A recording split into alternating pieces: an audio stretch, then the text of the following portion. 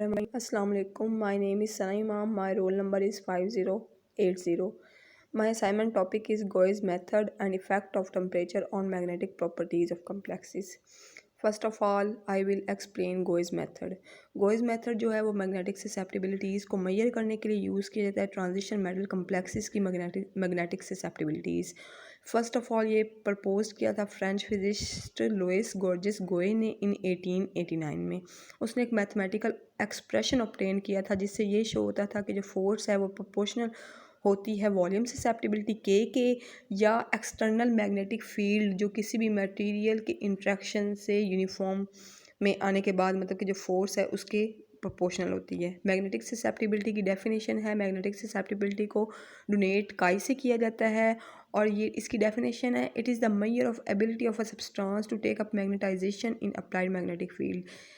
एक सब्सटेंस को जब मैग्नेटिक फील्ड में मतलब कि रखा जाता है, जब उस पर मैग्नेटिक फील्ड अप्लाई की जाती है, जो उसकी मैग्नेटाइजेशन आती है उसको मेजर करने की एबिलिटी को मैग्नेटिक ससेप्टिबिलिटी कहते हैं। Magnetic susceptibility chi equal to M over H. M जो है वो मैग्नेटाइजेशन ऑफ मटेरियल है और H applied magnetic field strength है। गोइज मेथड का जो प्रिंसिपल है वो फॉलोइंग फैक्ट्स पर बेस्ड करता है कि पैरामैग्नेटिक सब्सटेंसेस का वेट्स ज़्यादा होता है, डायमैग्नेटिक सब्सटेंसेस का वेट्स लेस होता है किसी भी एक्सटर्नल मैग्नेटिक फील्ड की प्रेजेंस में।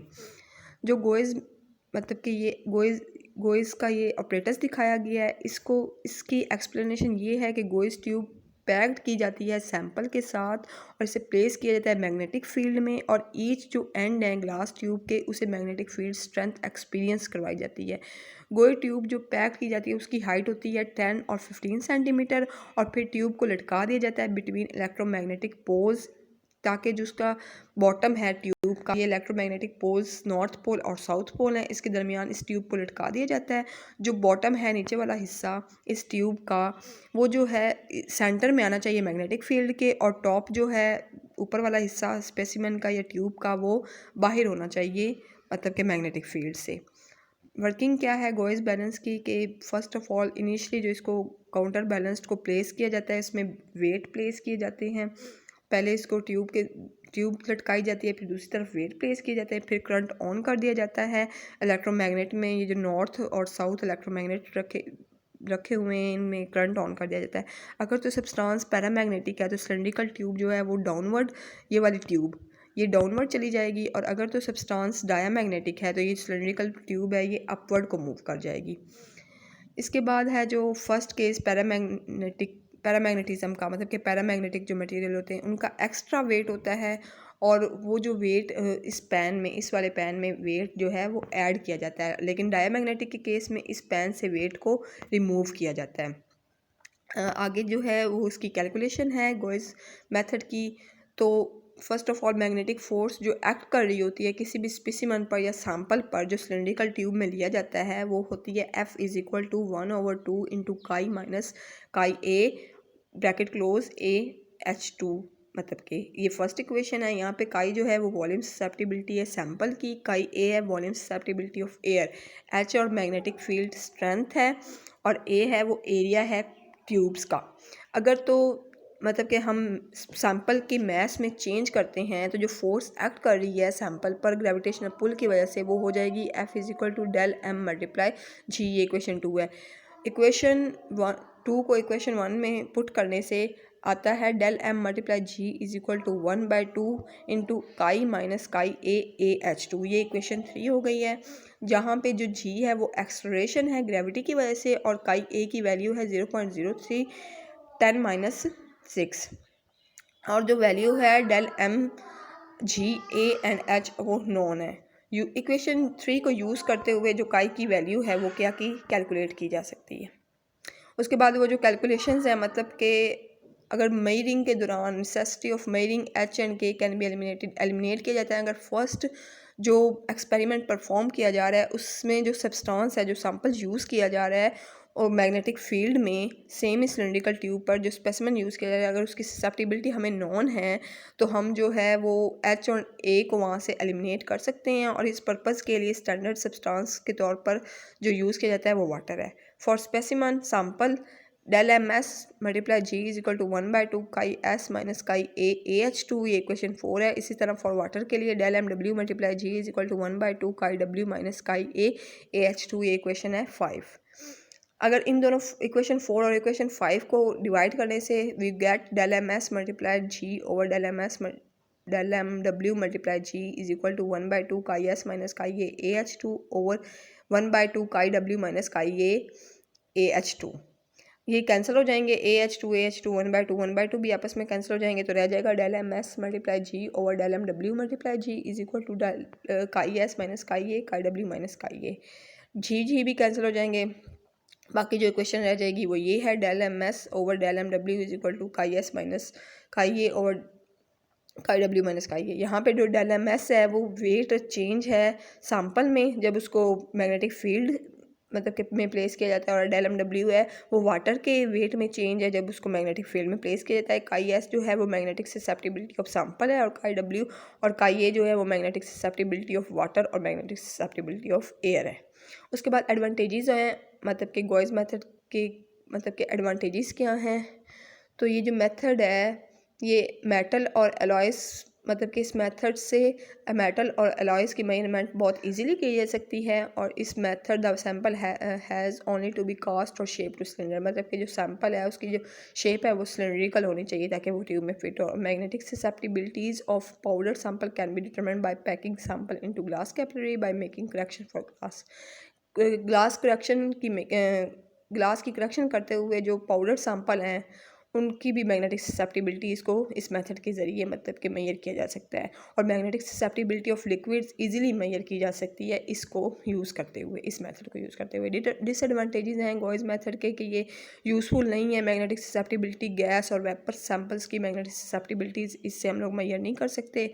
उसके बाद जो है the Gouy's method can be conveniently use to determine magnetic susceptibility at elevated temperature, मतलब कि एलिवेटेड टेम्परेचर पर जो गॉयज़ मेथड है वो मैग्नेटिक ससेप्टिबिलिटी मेजर करने के लिए यूज़ होता है 400 डिग्री सेंटीग्रेड टू 500, मतलब कि एक मखसूस रेंज है टेम्परेचर की, इससे ज़्यादा नहीं।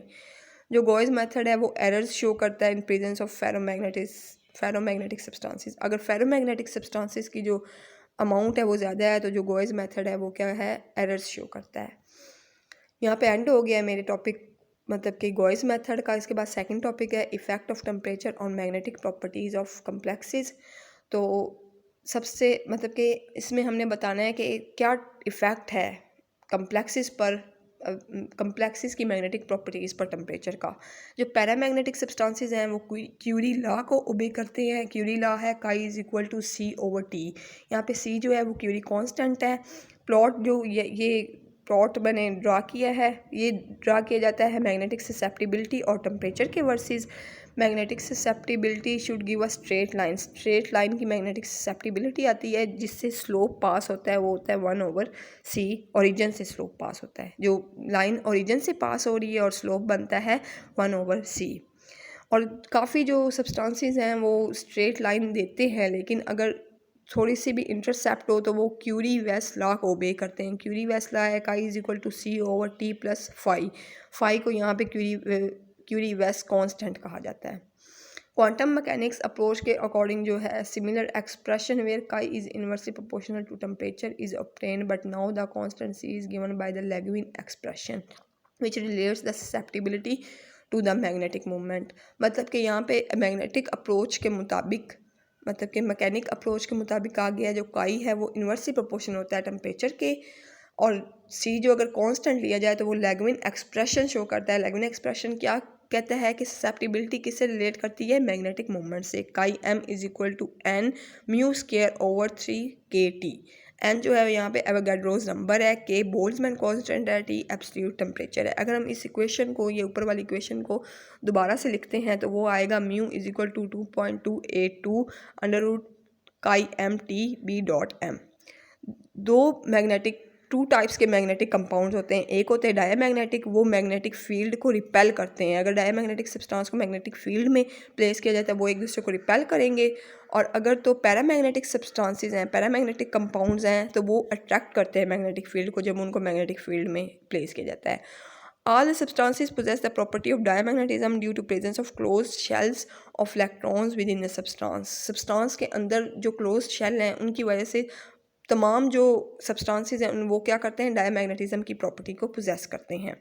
इसके बाद है पैरामैग्नेटिज्म ड्राइव्स किया जाता है स्पिन और orbital angular momentum of electrons की वजह से। इस टाइप की मैग्नेटिज्म जो होती है, ये टाइप की मैग्नेटिज्म पैरामैग्नेटिज्म, ये कंपाउंड्स उन कंपाउंड्स में होती है जिनमें अनपेयर्ड इलेक्ट्रॉन्स होते हैं, स्पिन या ऑर्बिटल एंगुलर मोमेंटम के दौरान एक दूसरे को कैंसिल कर देते हैं।